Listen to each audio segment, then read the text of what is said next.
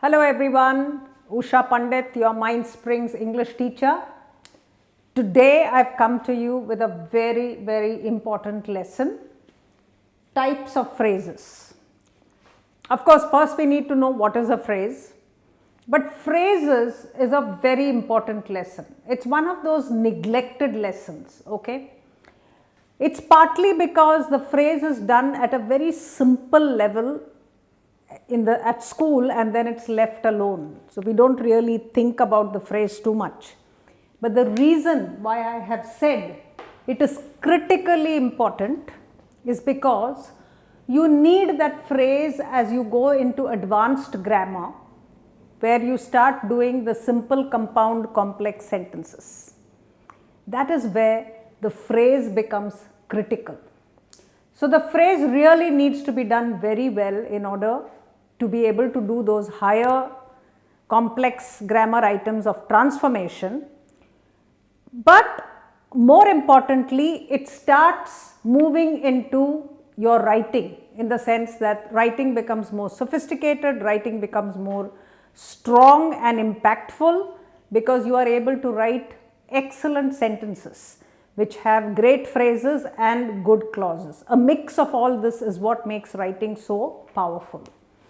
So phrases is an important lesson.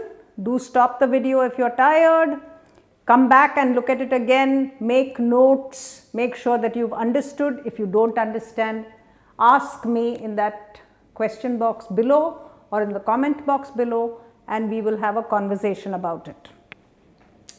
So phrases, to start at the beginning, if you look at literature, you start with the letter ABC and then you go on to particles, small bits like im, where you say impossible or disinterested or unkind, those small little bits that make up meanings to words without being words themselves. And then you have the word like cat and horse, and then you come to the phrase. So it's a progression, okay?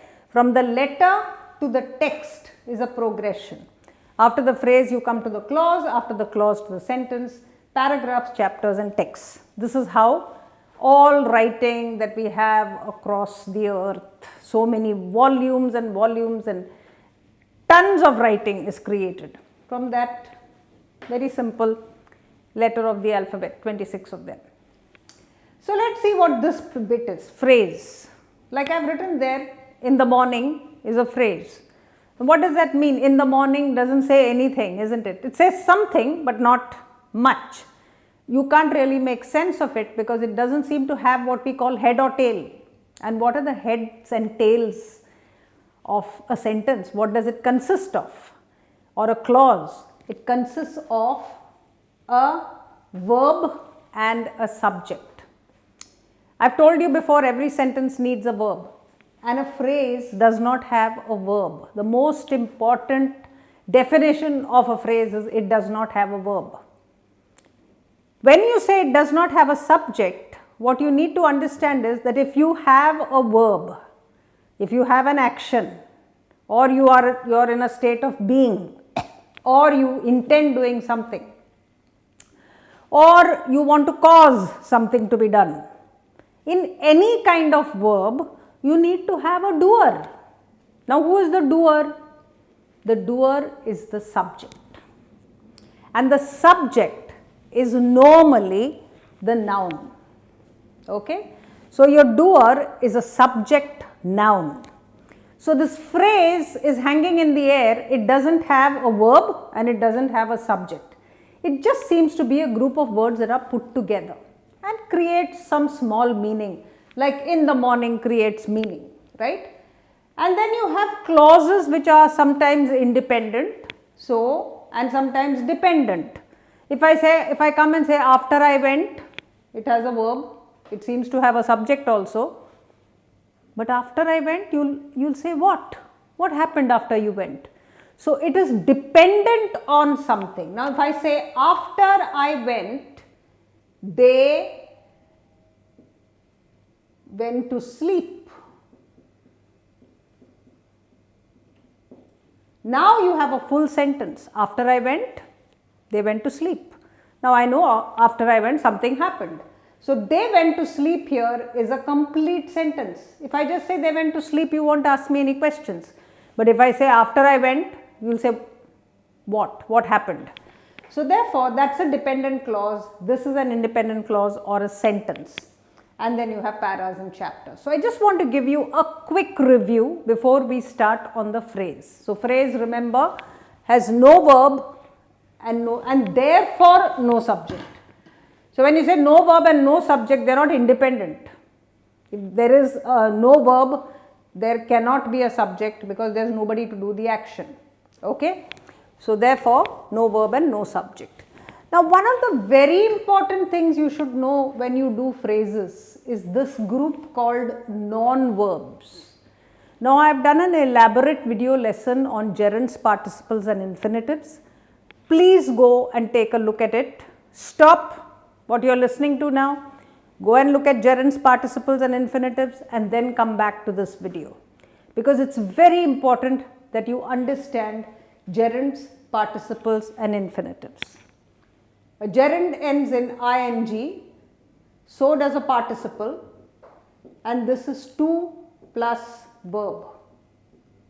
So to sing, to dance, etc. Participle, dancing, girls, dancing is wonderful. Both these ing words do not have a helper in front of it, no helper, that is the key. These three are not verbs, that's why I've called them non-verbs, they are not verbs. It's extremely important to understand the verbals or the non-verbs if you want to understand the phrase. Many people will not tell you this because they don't think of it that way. But if you don't understand the verbal, you will make terrible mistakes in your phrasing. So remember, before you do the phrase, do the gerunds, participles and infinitives thoroughly. A quick definition is this: no helper, ing word, to plus the verb, to sing, to dance, to jump is not a verb. These three you must remember whenever we do phrases. Now let's look at this very obvious phrase. In the pink lacy dress. Okay, what's happening here? So let me take this in out. Let's just say that the pink lacy dress.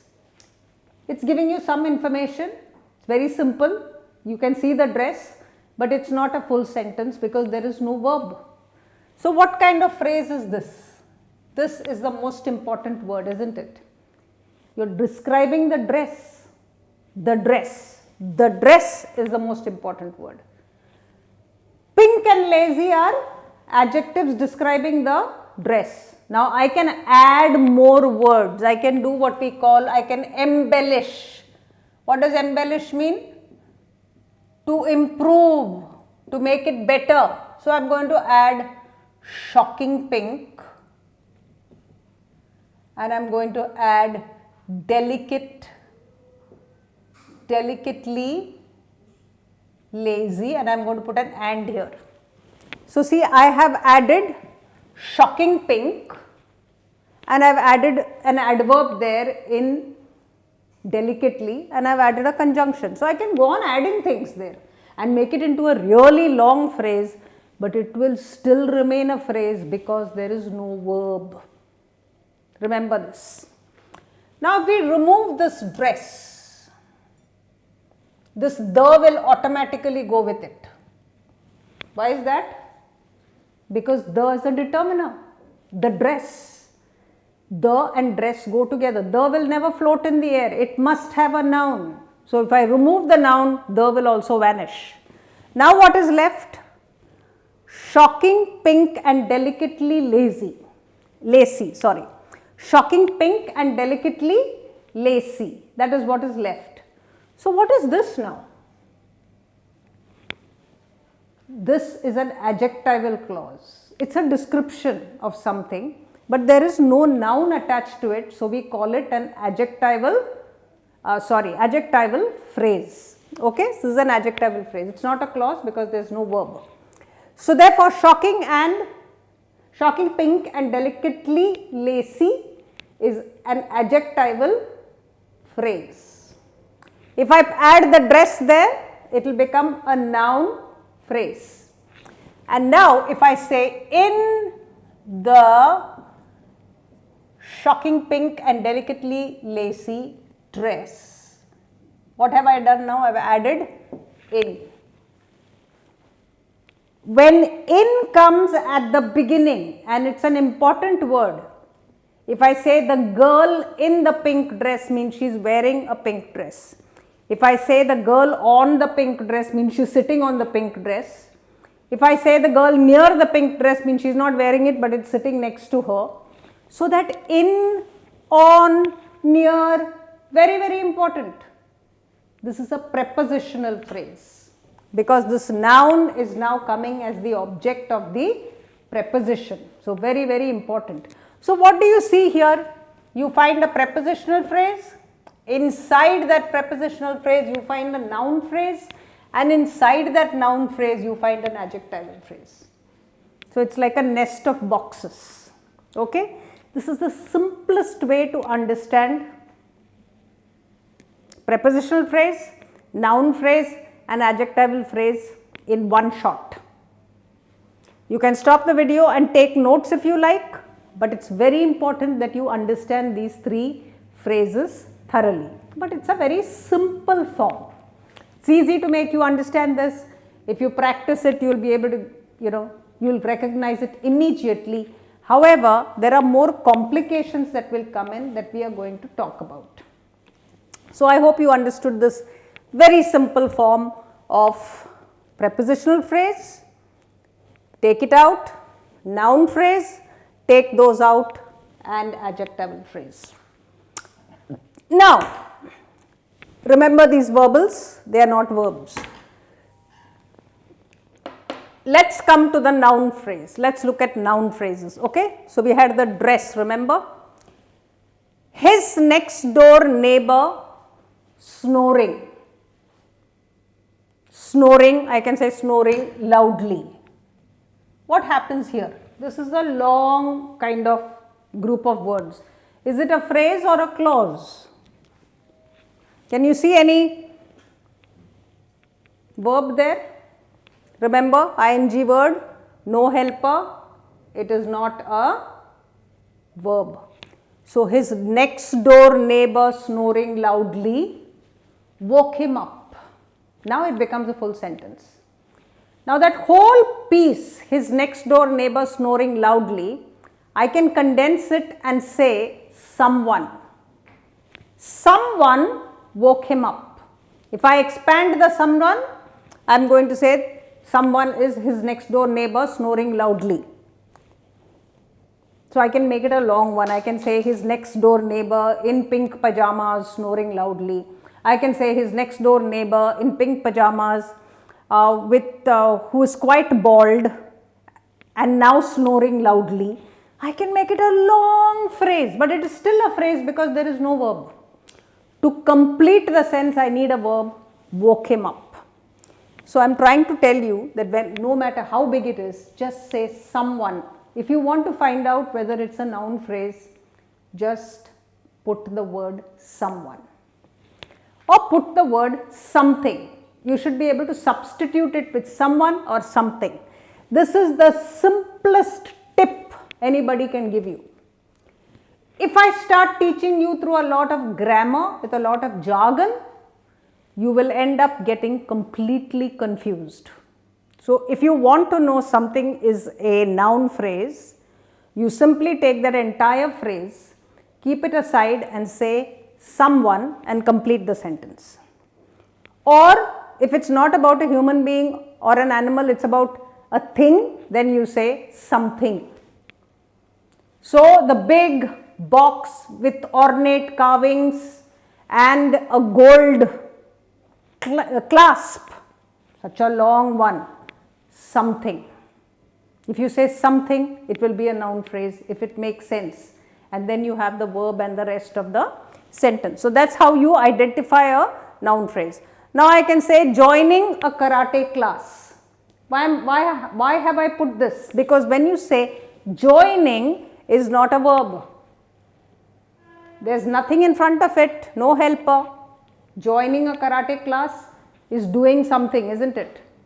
So it's an action there, but it's not, it's the name of an action, joining a karate class, and therefore the noun phrase there is joining a karate class was the solution to all his problems. Similarly, to get to a phone booth at night, to get is not a verb. I told you it's an infinitive. So to get to a phone booth at night is impossible near my house. Now is there is the verb that I have introduced. But the rest of it, the subject to get to a phone booth at night is a noun phrase. Something is impossible. That's what it means. Something is the problem, is the solution to all my problems. So just substitute someone or something, and I am telling you, you won't have any trouble with noun phrases. Okay? So always the function, the noun will be the subject or the doer of the sentence, or the big whatever it is that you want in the subject, that will be happening here. It will be, the subject is something that you will be describing or giving more information about. Everything is about the verb and the subject in life.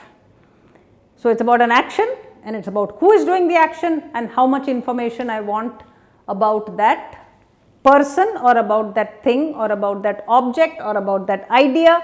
All of those are nouns. So it's all about nouns and verbs. Phrase there does not seem to have either a subject or a verb. That's the problem. So that's your noun phrase. Remember, it asks the question what, and the answer will be someone or something. So my next door neighbor snoring loudly woke me up. What is the question? What woke me up? Who are you going to ask this question to? To the verb. If there is a verb, you ask the question what, and the answer you get is the noun phrase. You can cut the noun phrase and you can write someone or something, and it will make sense. This in a nutshell is a noun phrase. Okay? Don't let anyone complicate this for you. Now we come to the adjectival phrase, and you ask the verb who or which.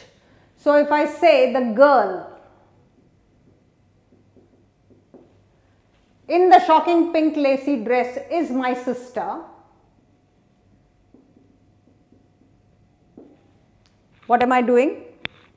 I am asking who is my sister, and the answer will be the girl in the shocking pink. That is my subject, and it's describing the girl. The shocking pink, this is what is telling me that particular girl and not the other one in the blue.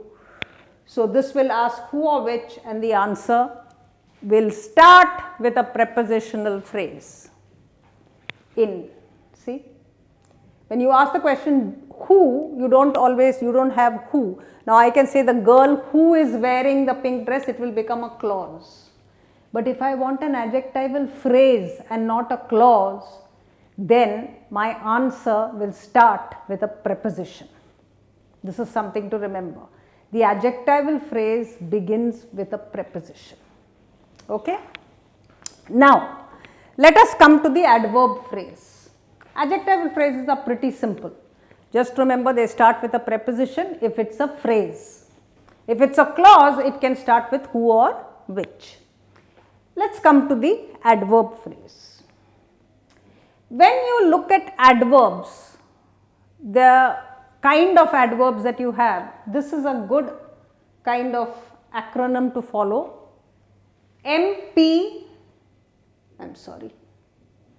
It's M, P, T, 3 C's and R. M, P, T, 3 C's and R. These are your types of adverbs.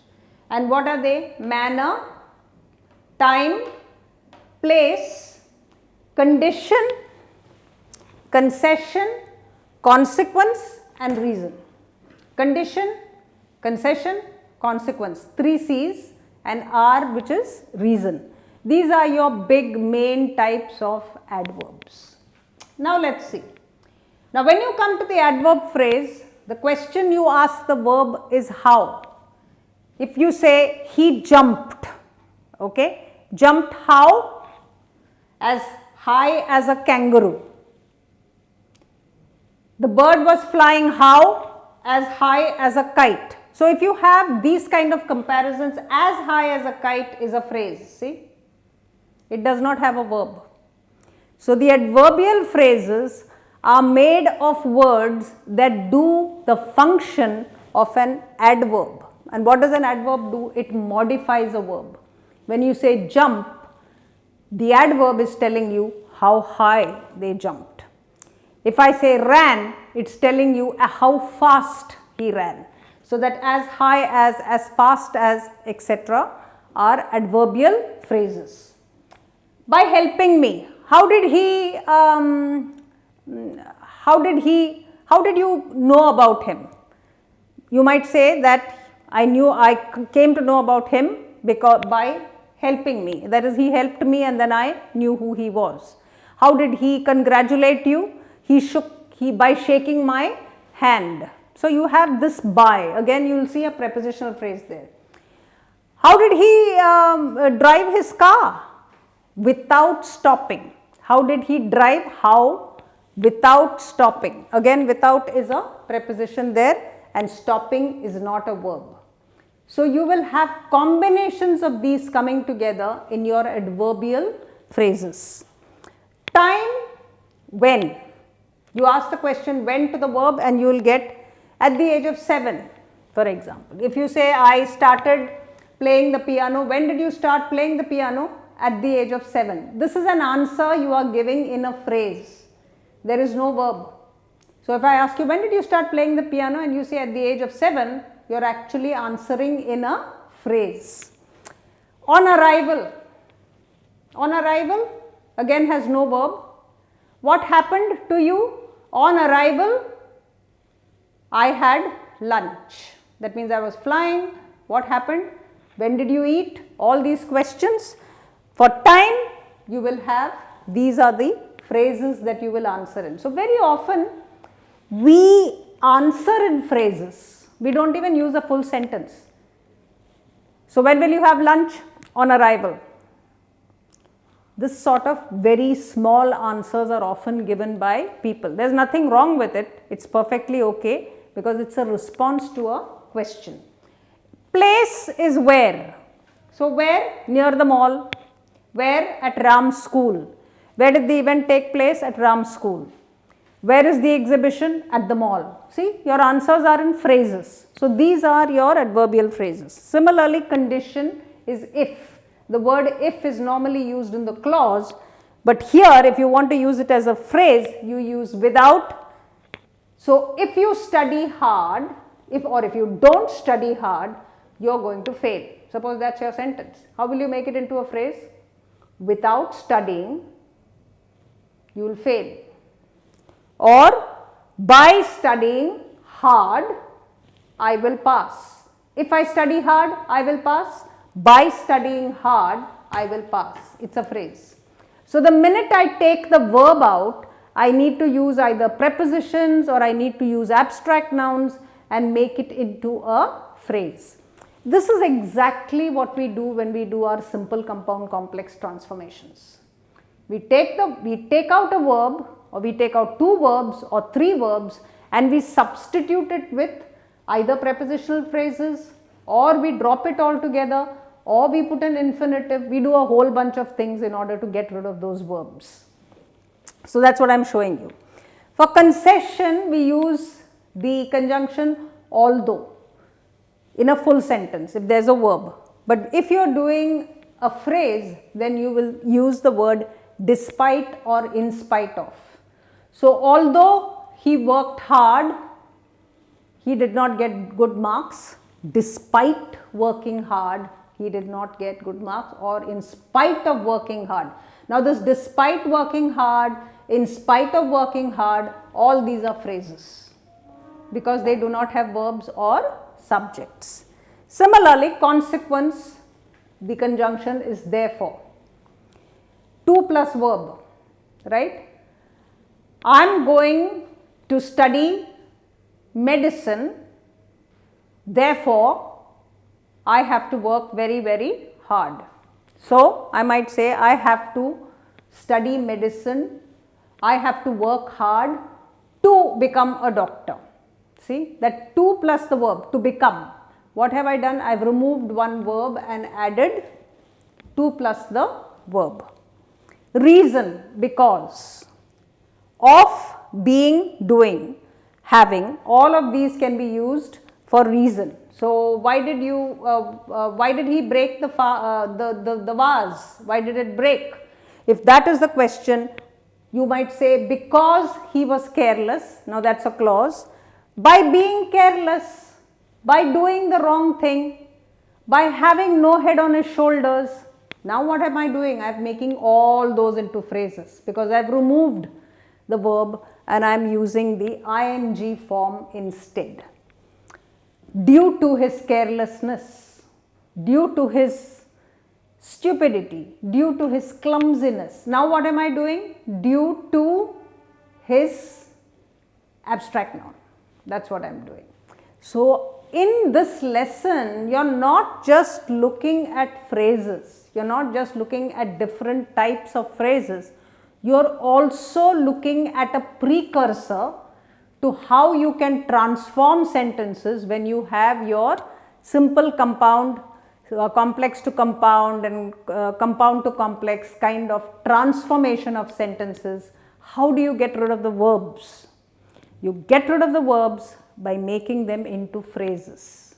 And what I have shown you today is these three kinds of phrases, the questions that you ask to the verb and the verbals that you try to use in order to create those verbs. It's a complex lesson.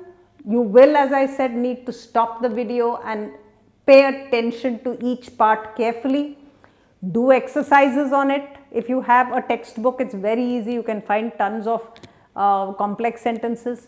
Try and see whether you can create phrases. Remember, we do a lot of answering in phrases. We don't use full sentences. So if you're teaching in a classroom, get your children to answer in phrases and they'll be able to understand it a lot better than all the grammar that we can teach. I've tried to keep the jargon as low as possible so that you can follow how this works. So the phrase is a very, very important, critically important part of grammar. I hope you have enjoyed this lesson. I'll certainly go back and do a noun phrase, an adjectival phrase and an adverbial phrase in detail at some stage. But I thought it would be good to give you a quick umbrella view of the phrase lesson, and that's why I did it. So do ask me questions in the comments box and subscribe to our channel. Make sure you go to our website and look at the books that we have there. And until we meet again, keep practicing.